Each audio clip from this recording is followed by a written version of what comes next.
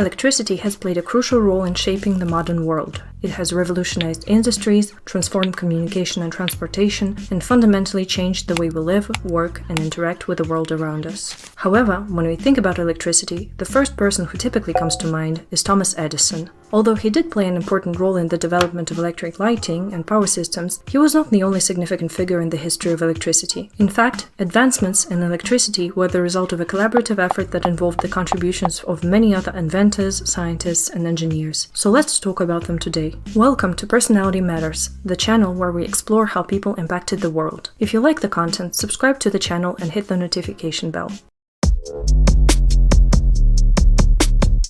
Around 600 BC, a Greek named Thales made an important discovery about amber. He noticed that when rubbed with silk, amber could attract lightweight objects like feathers or paper. This observation marked one of the earliest recognitions of static electricity in human history. Interestingly, the Greek word for amber is the root of modern terms like electricity and electron, which in a way highlights the enduring legacy of Thales' discovery. In fact, the term electricity was not invented by a single individual, but emerged gradually over time as humans sought to understand and describe various phenomena related to electrical effects. However, the early use of the term can be attributed to the English physicist William Gilbert. He made a crucial discovery by recognizing a connection between magnetism and electricity. Gilbert conducted experiments with magnets and objects that build up static electricity, like amber. He found out that both magnets and electrically charged objects could either pull or push other things. This discovery was actually a huge deal as it helped to unify two seemingly separate phenomena, proving that nature operated in a connected way. Gilbert's insight laid the foundation for the understanding of electromagnetism, which is one of the fundamental forces of nature along with gravity.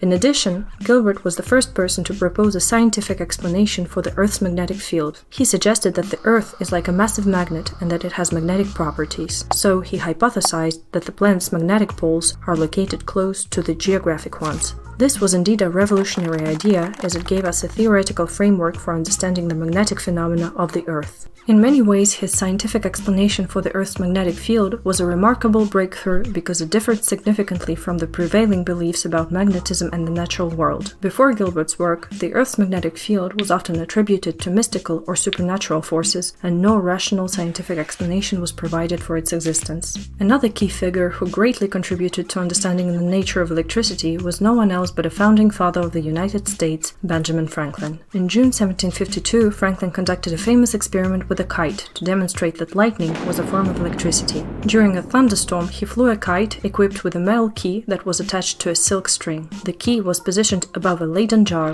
a device used to store static electricity, which Franklin held in his hand. As the storm approached, Franklin observed that the fibers of the kite's string began to stand on end, indicating an accumulation of electrical charge. When Franklin touched the key attached to the kite string, he felt a spark and observed a discharge of electricity. This confirmed his hypothesis that lightning and electricity were indeed the same. After demonstrating that lightning was a type of electricity, Franklin suggested a solution to safeguard tall structures from lightning strikes. His idea was to install a metal rod known as lightning rod at the highest point of a building. This rod would then be connected to the ground via a conducting wire to provide a safe path for the lightning to follow and prevent any damage to the building. This invention transformed lightning safety measures and is now used worldwide. Thank you for watching this episode. Don't miss the second part of the key figures in the history of electricity.